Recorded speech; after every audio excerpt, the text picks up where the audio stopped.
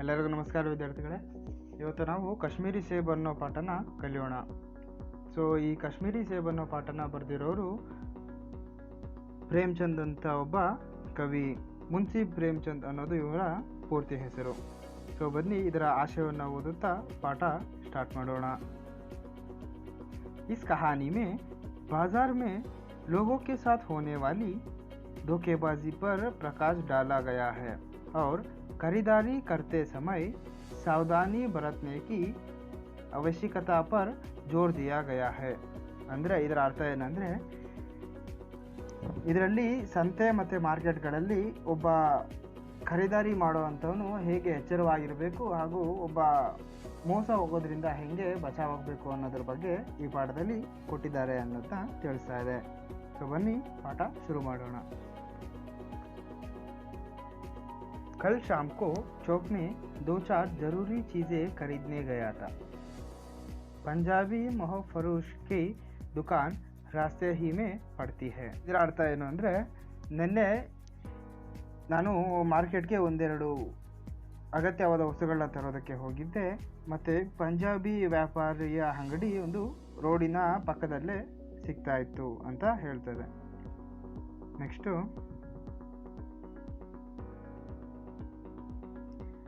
एक दुकान पर बहुत अच्छे रंगदार गुलाबी सेब सजे हुए नजर आए. जी ललचा उठा. आजकल शिक्षित समाज में विटामिन और प्रोटीन के शब्द में विचार करने की प्रवृत्ति हो गई है. ಇವನು ಹಾಗೆ ಮುಂದೆ ಹೋಗ್ತಾ ಇರಬೇಕಾದ್ರೆ ಒಂದು ಅಂಗಡಿಯಲ್ಲಿ ತುಂಬ ಚೆನ್ನಾಗಿರೋ ಮತ್ತು ಒಳ್ಳೆ ಕಲರ್ ಇರುವಂತಹ ಗುಲಾಬಿ ಬಣ್ಣದ ಆಪಲ್ಗಳು ಜೋಡಿಸಿದ್ವು. ಆ ಆ್ಯಪಲ್ಗಳನ್ನ ನೋಡಿದ ತಕ್ಷಣ ಈ ಪ್ರೇಮ್ಚಂದನ್ ಅವ್ರಿಗೆ ಏನಾಗುತ್ತೆ, ಬಾಯಲ್ಲಿ ಎಂಜಲ್ ಬರುತ್ತೆ. ನಮ್ಗೆ ಇವಾಗ ಹೆಂಗೆ ಹುಣಸೆ ಹಣ್ಣು ಅಥವಾ ಏನಾದರೂ ನಮ್ಗೆ ಇಷ್ಟ ಆಗಿರೋದು ತಿಂಡಿ ಕಂಡ್ರೆ ಬಾಯಲ್ಲಿ ಎಂಜಲ್ ಬರುತ್ತೆ, ಅದೇ ಥರ ಇವ್ರಿಗೆ ಆಗುತ್ತೆ. ಅದನ್ನು ಜಿ ಲಲ್ಚಾ ಊಟ ಅಂತ ಹೇಳ್ತಾರೆ. ಸೊ ಇದರಿಂದ ಪ್ರಶ್ನೆ ಕೇಳ್ಬೋದು. ಇಷ್ಟು आजकल शिक्षित समाज में विटामिन और प्रोटीन के शब्द में विचार करने की प्रवृत्ति हो गई है. ಈಗಿನ ಕಾಲದಲ್ಲೆಲ್ಲ ವಿಟಮಿನ್ ಮತ್ತು ಪ್ರೋಟೀನ್ಗಳ ಬಗ್ಗೆ ಜನರು ಮಾತಾಡ್ಕೊಳೋದು ಒಂದು ಹವ್ಯಾಸನೇ ಆಗಿಬಿಟ್ಟಿದೆ ಅಂತ ಹೇಳ್ತಾರೆ. ಅಂದರೆ ಪ್ರವೃತ್ತಿ ಅಂದರೆ ಡೆವಲಪ್ ಆಗಿಬಿಟ್ಟಿದ್ದಾರೆ. ಆ ವಿಟಮಿನ್ ಮತ್ತು ಪ್ರೋಟೀನ್ಗಳ ಬಗ್ಗೆ ಹೆಚ್ಚು ಮಾತಾಡ್ತಾರೆ ಜನರು ಅಂತ ಹೇಳ್ತಾ ಇದ್ದಾರೆ.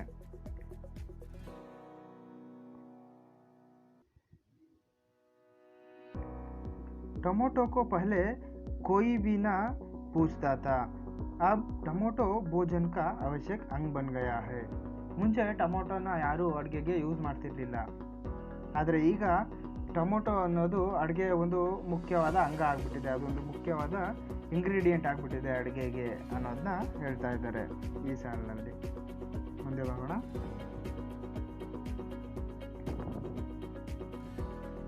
गाजर भी पहले गरीबों के पेट भरने की चीज़ थी. ಈ ಗಾಜರ್ ಅನ್ನೋದು ಕ್ಯಾರೆಟ್ ಅಂತ ಅರ್ಥ. ಅದು ಮುಂಚೆ ಬರೀ ಬಡವರು ಹೊಟ್ಟೆ ತುಂಬಿಸ್ಕೊಳ್ಳೋದಕ್ಕೋಸ್ಕರ ತಿಂತಿದ್ದಂಥ ವಸ್ತು.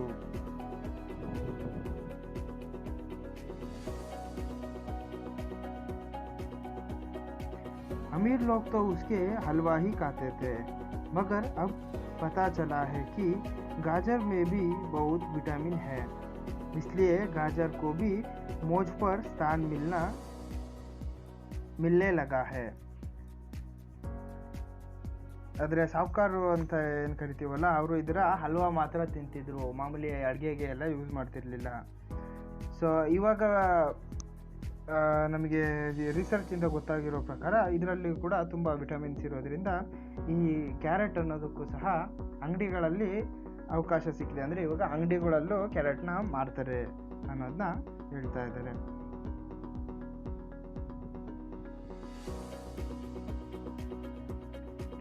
सेब के विषय में तो यह कहा जाता है कि एक सेब रोज खाइए तो आपको डॉक्टर की ज़रूरत ना रहेगी.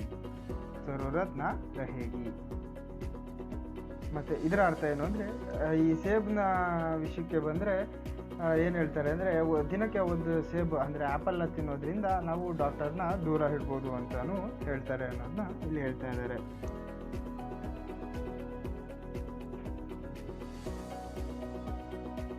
डॉक्टर से बचने के लिए हम निमकोडी तक खाने को तैयार हो सकते हैं। सेब तो रस और स्वाद में अगर आम से बढ़कर नहीं है तो घटकर भी नहीं। ನಾವು ಈ ಡಾಕ್ಟರಿಂದ ಬಚಾವಾಗೋದಕ್ಕೆ ಎಲ್ಲಿ ಇಂಜೆಕ್ಷನ್ ಕೊಡ್ತಾರೆ ಅಥವಾ ಎಲ್ಲಿ ಮಾತ್ರೆ ನುಂಗಬೇಕಾಗುತ್ತೆ ಅನ್ನೋದಕ್ಕೋಸ್ಕರ ಬೇವಿನ ಬೀಜನೇ ತಿನ್ನೋಕ್ಕೆ ರೆಡಿ ಆಗ್ತೀವಿ. ಆದರೆ ಈ ಆ್ಯಪಲ್ ಅಂತೂ ಸ್ವೀಟಾಗಿ ಮತ್ತು ಒಳ್ಳೆ ರುಚಿ ಕೊಡುವಂಥ ಹಣ್ಣು. ಇದನ್ನು ತಿನ್ನೋದ್ರಲ್ಲಿ ತಪ್ಪೇನಿಲ್ಲ ಅಂತ ಹೇಳ್ತಾರೆ. ಈ ಆ್ಯಪಲ್ಲು ನಮ್ಮ ಮಾವಿನ ಹಣ್ಣು ಇದೆಯಲ್ಲ, ಮಾವಿನ ಹಣ್ಣಿಗಿಂತ ರುಚಿಯಾಗಿಲ್ಲದಿದ್ದರೂ ಅದರಷ್ಟು ಕೆಳಗೇನಿಲ್ಲ, ಮೀನ್ಸ್ ಆದಷ್ಟು ರುಚಿ ತಕ್ಕದ್ದು ಏನೂ ಇಲ್ಲ ಅನ್ನೋದನ್ನ ಹೇಳ್ತಾರೆ. ಅಂದರೆ ಆ್ಯಪಲ್ಲು ಮತ್ತು ಮಾವಿನ ಹಣ್ಣು ಸಮ ಅನ್ನೋದನ್ನ ಇಲ್ಲಿ ಹೇಳ್ತಾ ಇದ್ದಾರೆ.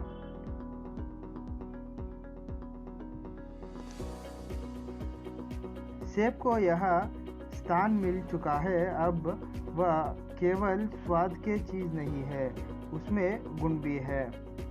ಇವಾಗ ಆ್ಯಪಲ್ಗೆ ಅಂಥ ಸ್ಥಾನ ಸಿಕ್ಬಿಟ್ಟಿದೆ ಅನ್ನೋದನ್ನ ಹೇಳ್ತಾ ಇದ್ದಾರೆ. अब वह केवल स्वाद की चीज़ नहीं है, उसमें गुण भी है. ಈ ಆ್ಯಪಲ್ ಅನ್ನೋದು ಬರೀ ಟೇಸ್ಟಿಗಷ್ಟೇ ತಿನ್ನಲ್ಲ, ಅದರಲ್ಲಿ ಒಳ್ಳೆಯ ಗುಣಗಳು ಸಹ ಇರ್ತವೆ ಅಂತ ಹೇಳ್ತಾ ಇದ್ದಾರೆ.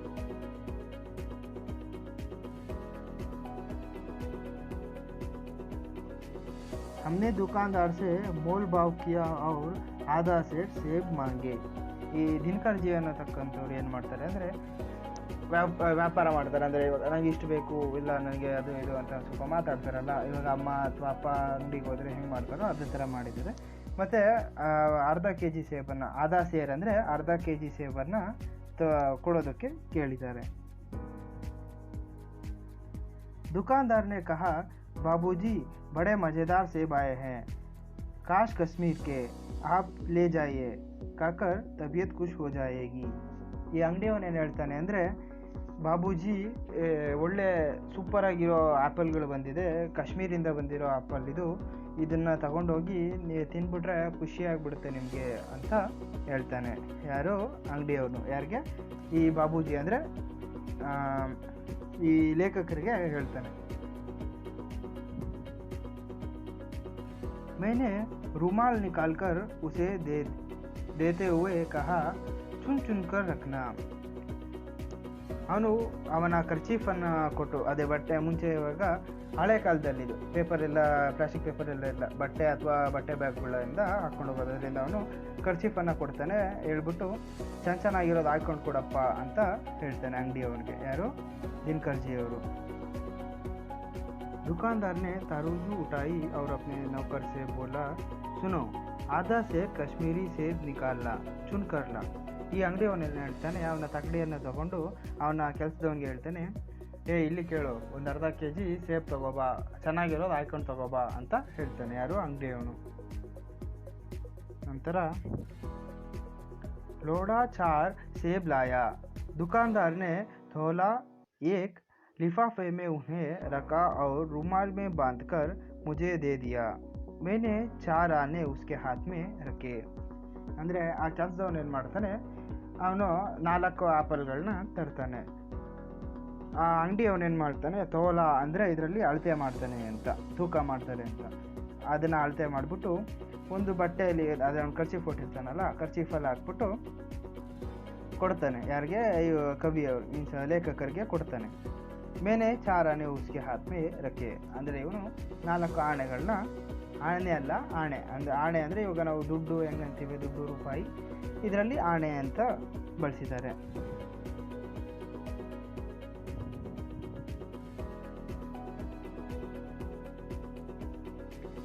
घर आकर लिफाफा जो का तो रख दिया. रात को सेब या कोई दूसरा फल खाने का कायदा नहीं है. ಈ ಲೇಖಕರು ಮಾರ್ಕೆಟಿಂದ ಬಂದಾಗಿದ ತಕ್ಷಣ ಆ್ಯಪಲ್ಗಳನ್ನ ಹಾಗೆ ಸುಮ್ಮನೆ ಇಟ್ಬಿಡ್ತಾರೆ, ಹೆಂಗಿರೋದು ಹಂಗೆ ಇಟ್ಬಿಡ್ತಾರೆ. ಅದಾದ ಯಾಕಂದರೆ ಅವ್ರಿಗೆ ರಾತ್ರಿ ಯಾವುದೇ ಹಣ್ಣು, ಆ್ಯಪಲ್ ಅಥವಾ ಬೇರೆ ಹಣ್ಣು ಯಾವುದನ್ನು ತಿನ್ನೋಕ್ಕೆ ಮನಸ್ಸಾಗಲ್ಲ.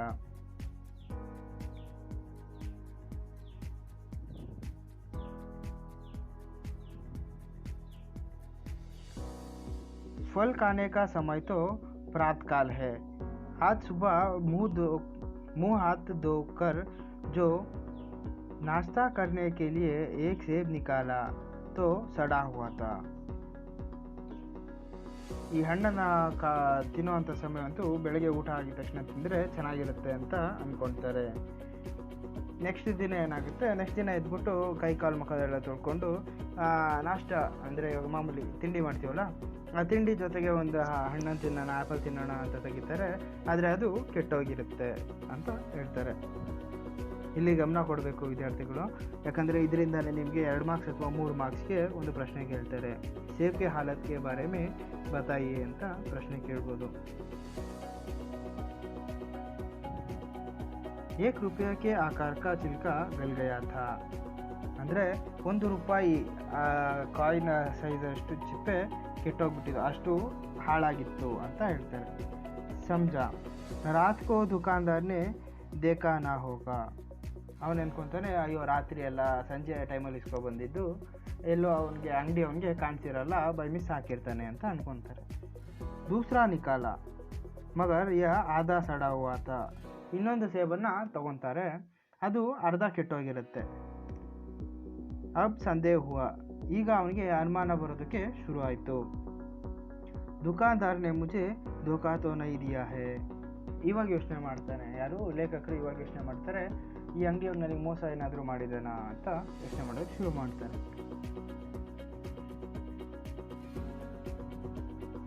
तीसरा सेब निकाला, यह सड़ा तो ना था मगर एक तरफ दबकर बिल्कुल पिचक गया था.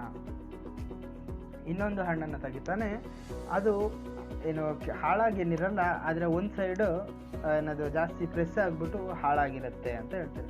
ಈಗ ಮಾಮೂಲಿ ನಾವು ಆ್ಯಪಲ್ಗಳನ್ನ ತಂದಾಗ ಜಾಸ್ತಿ ಅದ್ರ ಮೇಲೆ ವೆಯ್ಟ್ ಕೊಟ್ಟರೆ ಏನಾಗುತ್ತೆ, ವೆಯ್ಟ್ ಬಿದ್ದುಬಿಟ್ಟು ಒಂಥರ ಗಿಜಿ ಅಂತ ಇರುತ್ತಲ್ಲ, ಆ ಥರ ಇರುತ್ತೆ. ಸೋತಾ ದೇಖಾ ವಾ यो तो बेदाग था मगर उसमें एक काला सुराख था जैसे अक्सर ಬೇರು ಮೇ ಹೋತಾ ಹೇ. ಇನ್ನೊಂದು 4ನೇ ಹಣ್ಣನ್ನು 4ನೇ ಆ್ಯಪಲನ್ನು ತೆಗಿತಾನೆ, ಅದರಲ್ಲಿ ಏನು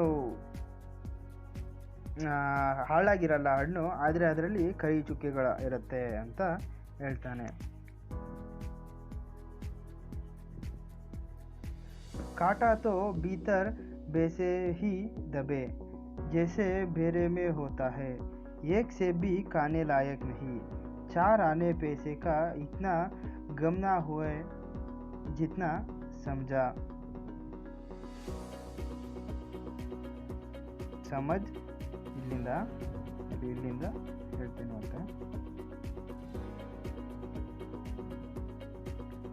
समझ के इस ಚಾರಿತ್ರಿಕ್ ಪತನ್ಕ, ಅಂದರೆ ಇವಾಗ ಎಲ್ಲ 4 ಹಣ್ಣನ್ನು ಕೊಯ್ದ ನಂತರ ಅವನಿಗೆ ಅನಿಸುತ್ತೆ, ಅಯ್ಯೋ ನಾನು ಸುಮ್ಮನೆ ವೇಸ್ಟ್ ಮಾಡಿದೆ, ಈ 4 ಆನೆ ಕೊಟ್ಟಿದ್ಮೇಲೆ ಕಾಸು ಸುಮ್ಮನೆ ವ್ಯರ್ಥ ಆಗೋಯ್ತು ಅಂತ ಯೋಚನೆ ಮಾಡ್ತಾರೆ. ಇವಾಗ ನಾವು ಅಷ್ಟೇ ಅಲ್ವಾ, ಏನಾದರೂ ತಿನ್ನಕ್ಕೆ ಹೋದಾಗ ಅದು ಚೆನ್ನಾಗಿರಲಿಲ್ಲ, ಅಯ್ಯೋ ಸುಮ್ಮನೆ ವೇಸ್ಟ್ ಮಾಡ್ಕೊಂಡ್ವಿ ಅನ್ನೋ ಥರ ಇವ್ರಿಗೂ ಅಭಿಪ್ರಾಯ ಆಗುತ್ತೆ.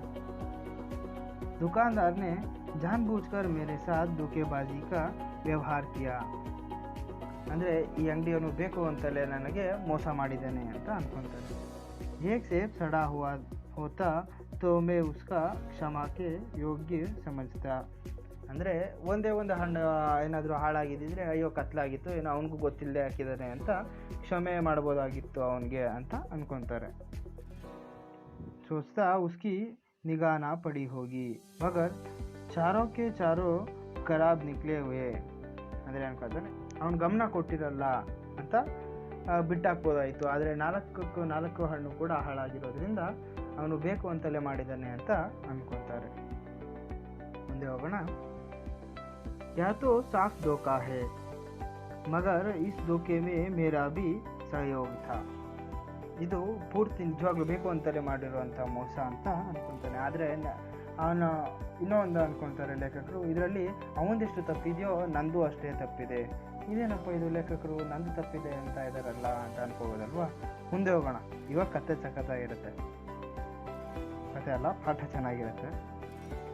ಮೇರಾ ಉಸ್ಕೆ ಹಾತ್ ಮೇ ರುಮಾಲ್ ರಖ್ ದೇನಾ ಮಾನೋ ಉಸೆ ಧೋಖಾ ದೇನೆ ಕಿ ಪ್ರೇರಣಾ ಥಿ,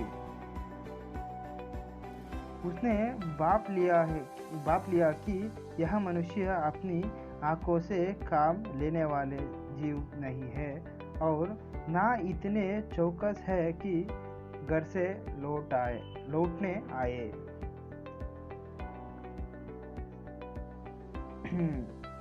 ಇವನು ಯಾರೋ ಲೇಖಕರು ಅವನ ಕೈಲಿ ಖರ್ಚು ಕೊಡ್ತಾರಲ್ಲ, ಈ ಲೇಖಕರು ಅಂಗಡಿಯವನ ಕೈಗೆ ಈ ಅವರ ಖರ್ಚಿಫನ್ನು ರುಮಾಲನ್ನು ತಕ್ಕೊಟ್ಟಾಗ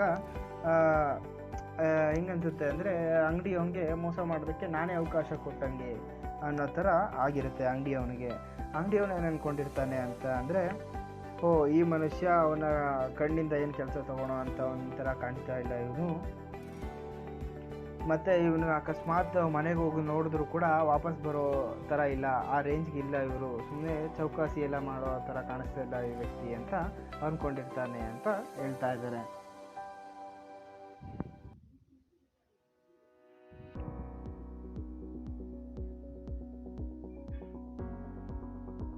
आदमी बेईमानी तभी करता है जब उसे अवसर मिलता है. ಒಬ್ಬ ಮನುಷ್ಯ ಯಾವಾಗ ಮೋಸ ಮಾಡ್ತಾನೆ ಅಂದರೆ ಅವನಿಗೆ ಮೋಸ ಮಾಡುವಂಥ ಅವಕಾಶ ಸಿಕ್ಕಾಗ ಮಾತ್ರ ಅಂತ ಹೇಳ್ತಾ ಇದ್ದಾರೆ. बेईमानी का अवसर देना चाहे वह अपने ढीलेपन से हो या सहज विश्वास से, बेईमानी में सहयोग देना है. ಬೇಕು ಅಂತ ಮಾಡೋದು ಅಥವಾ ಬೇಡದಿರೋ ಅಂತ ಮಾಡೋದು ಎರಡು ಏನದು ಮೋಸ ಮಾಡೋದಕ್ಕೆ ಅವಕಾಶ ಮಾಡಿಕೊಟ್ರೆ ನಾವು ಮೋಸ ಹೋದಂಗೆ ಅಥವಾ ಮೋಸ ಮಾಡ್ದಂಗೆ ಅಂತ ಹೇಳ್ತಾರೆ.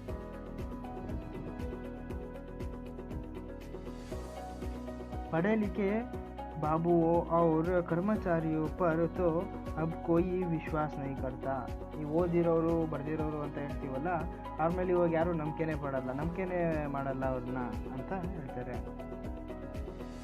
किसी थाने या कचहरी या म्यूनसिपालिटी में चले जाइए, आपकी ऐसी दुर्गति होगी कि आप बड़ी से बड़ी हानि उठाकर भी उधर ना जाएंगे.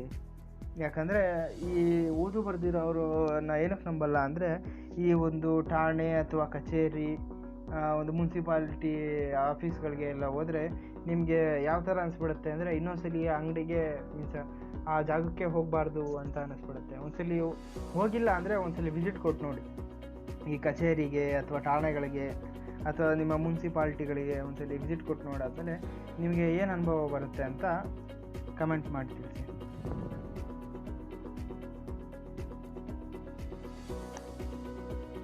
पहले ऐसा नहीं था, व्यापारियों की साख बनी हुई थी.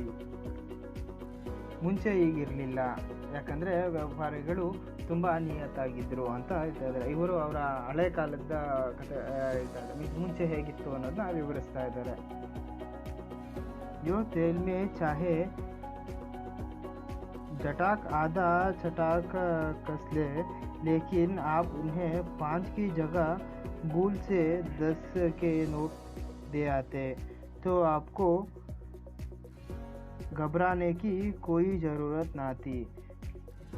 ಇದರಲ್ಲಿ ಹೇಳ್ತಾ ಇದ್ದಾರೆ, ಇವಾಗ ಅಕಸ್ಮಾತ್ ನೀವು ಒಂದು ಬೆಲೆ ಏನಾದರೂ 5 ರೂಪಾಯಿ ಇದ್ದರೆ 5 ಜಾಗಕ್ಕೆ 10 ರೂಪಾಯಿ ಕೊಟ್ಟು ಮರೆತು ಬಂದಿದ್ದರೆ ಆ ಟೆನ್ಷನ್ ತೊಗೊಳೋ ಅಂಥ ಪರಿಸ್ಥಿತಿ ಏನು ಇರ್ತಿರಲಿಲ್ಲ. ಯಾವಾಗ ಮುಂಚೆ ಆ ಥರ ಇರಲಿಲ್ಲ ಅಂತ ಹೇಳ್ತಾ ಇದ್ದಾರೆ. ಮುಂದೆ ಓದೋಣ ಬನ್ನಿ, ಈಗ ಚೆನ್ನಾಗಿದೆ. ಇನ್ನು ಆಪ್ಕೆ ರೂಪಾಯಿ ಸುರಕ್ಷಿತ ಅಂದರೆ ನಿಮ್ಮ ದುಡ್ಡು ಸುರಕ್ಷಿತವಾಗಿದೆ. मुझे याद है एक बार मैंने मुहर्रम के मेले में एक दुकानदार से 1 पैसे की रेवड़ियाँ ली थी और पैसे की जगह उठन्नी दे आया था. ಇವರಿಗೆ ಅಂದರೆ ಅವರು ಒಂದು ಘಟನೆಯನ್ನು ವಿವರಿಸ್ತಾ ಇದ್ದಾರೆ. ಏನಂದರೆ ಅವರು ಒಬ್ಬ ಮುಹರಂ ಟೈಮಲ್ಲಿ ಏನೋ ಒಂದು ವಸ್ತುನ ಖರೀದಿಸಿರ್ತಾರೆ. ಅವರು ದುಡ್ಡು ಕೊಡೋ ಬದಲು ಉಟ್ಟನ್ನಿಯನ್ನು ಕೊಟ್ಟು ಬಂದಿರ್ತಾರೆ.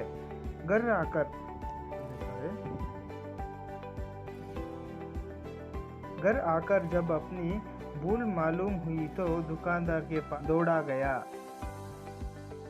ಯಾವಾಗ ಅವನಿಗೆ ತನ್ನ ತಪ್ಪಿನ ಅರಿವಾಗುತ್ತೋ ಆವಾಗ ಅವನ ಅಂಗಡಿಯವನ ಹತ್ರ ಓಡೋಗ್ತಾರೆ ಯಾರು, ಲೇಖಕರು.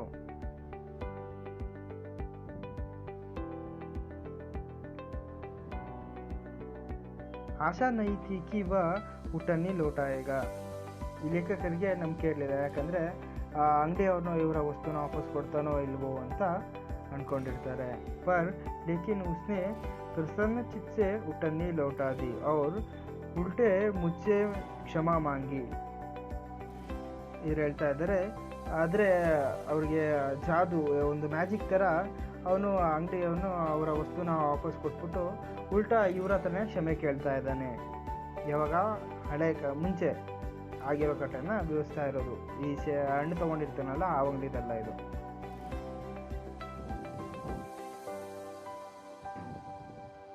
यह कश्मीरी सेब के नाम से सड़े हुए सेब बेचे जाते हैं. ಆದರೆ ಇಲ್ಲಿ ಇವಾಗ ಕಾಶ್ಮೀರಿ ಸೇಬ್ ಅನ್ನೋ ಹೆಸರಲ್ಲಿ ಕೆಟ್ಟೋಗಿರೋ ಅಂಥ ಆಪಲ್ಗಳನ್ನ ಮಾರ್ತಾ ಇದ್ದಾರೆ.